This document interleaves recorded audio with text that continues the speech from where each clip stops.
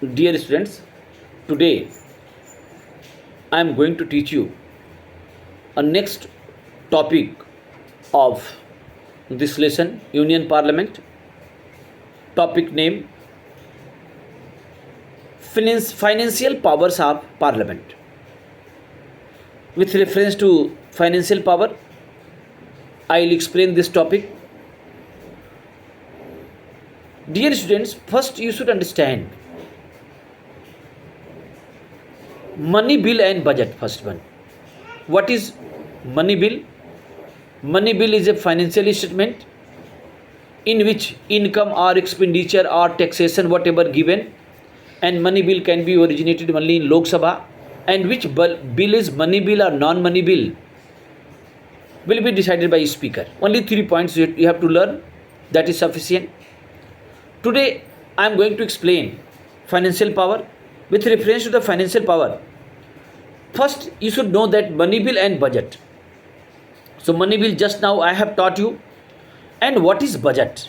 First point of financial power of the parliament, that is budget.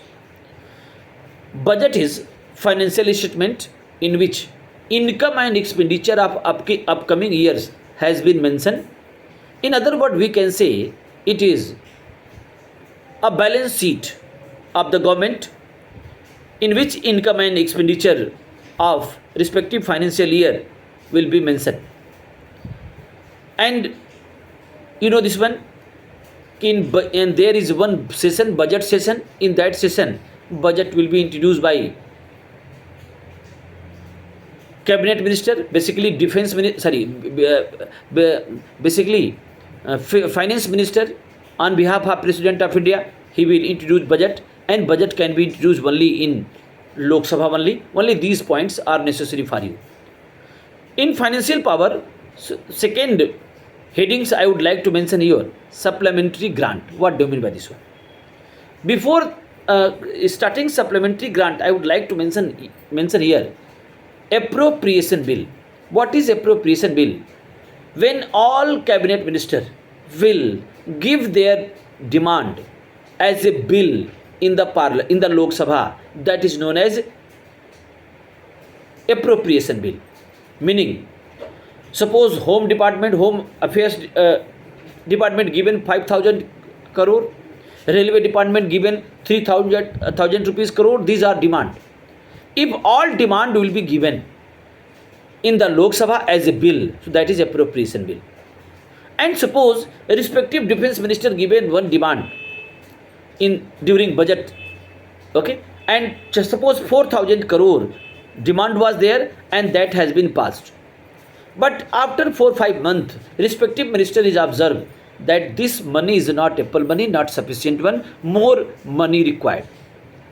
Okay, so by supplementary grant, respective minister will get extra money.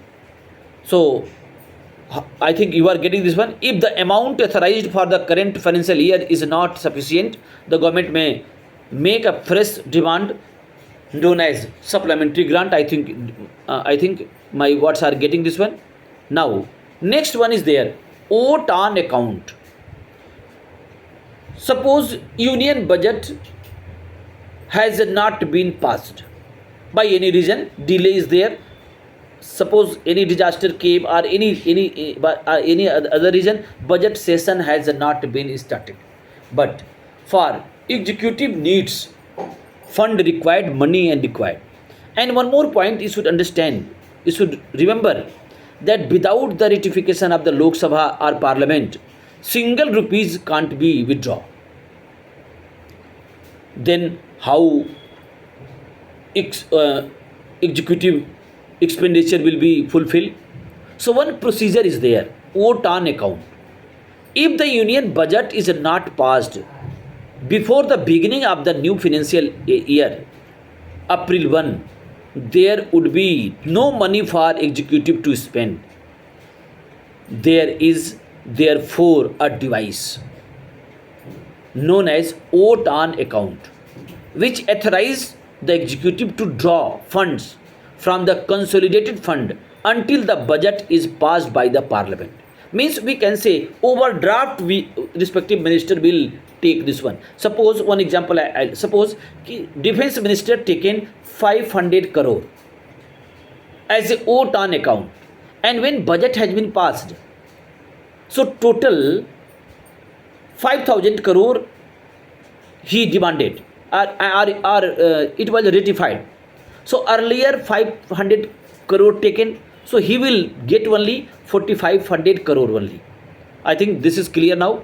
So OAT on account clear. Now next one, salaries.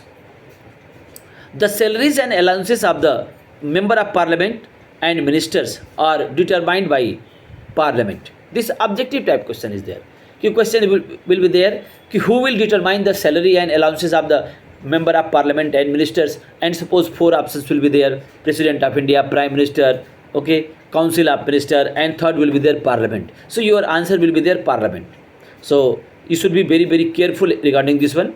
And now permission for the taxes, that is the last one of financial power. Okay, total 5 points are there, and last one I'm going to explain. No tax can be imposed or money spent by the government without the approval of the parliament, just I have taught. So one slogan I would like to explain here: no taxation without representation. No taxation without representation. That slogan we have taken from American Revolution. I have taught you when American Revolution started. So slogan was there when British government imposed tax on American colony. So American people started a movement that is known as American Revolution. That was the first movement of the world against colonial rule. I think you have remembered this one. So they started revolution, and their slogan was there: no taxation without representation.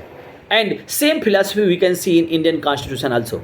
Means without the permission of ratification of the parliament, okay, single rupees government can't withdraw. Means parliament ratification is very very necessary. In matter of the finance, the Lok Sabha enjoy more power than Rajya Sabha. If money bill can be introduced only in Lok Sabha, once the money bill go to Rajya Sabha, they have to send back to the Lok Sabha within 14 days. And if within 14 days Rajya Sabha will not ratified, so it will be considered that money bill has been passed or budget has been passed. Are you getting this one? Now many my students ask this question: why this type of discrimination is there between Lok Sabha and Rajya Sabha? Dear students, you should know this one. Lok Sabha is people house. Lok Sabha member direct elected member, and parliamentary democracy is there. And direct elected member will be very very much powerful. Indirect elected member will be not powerful than direct elected member, because parliamentary democracy is there, and people will decide who will be the ruler, who will our policy make, who will make our policy. That all decision will be taken by Lok Sabha. I think you know this one. Who will be the prime minister? Rajya Sabha will not decide. Who will decide? Lok Sabha. Who will be the defense minister? Who will be the respective minister? All prime minister will be decided. Means people house will have lot of role.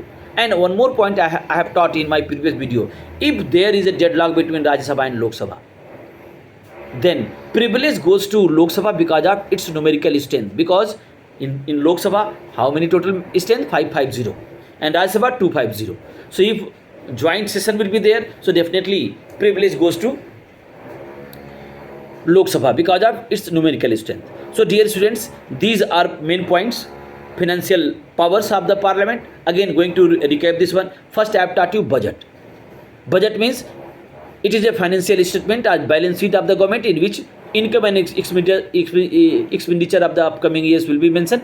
Supplementary grant means if respective department observing that money is not sufficient which has been granted, ratified by parliament, so they can make a fresh proposal and for more money, and that is supplementary grant. Vote of account, suppose advance taken, okay, suppose budget has not been passed, for executive necessities, respective department can get money from consolidated fund, okay. And salaries, I have taught you all salaries of MPs and respective ministers will be decided by parliament. And last one, permission of the taxes. I've taught you, without the permission of parliament, single money can't be withdrawn by the government. And regarding money bill or budget, all Lok Sabha having enormous power, and Rajya Sabha no power. Only this much power Rajya Sabha having, कि they can delay 14 days. Only this much. So next day, dear, I will come with another video. Thank you.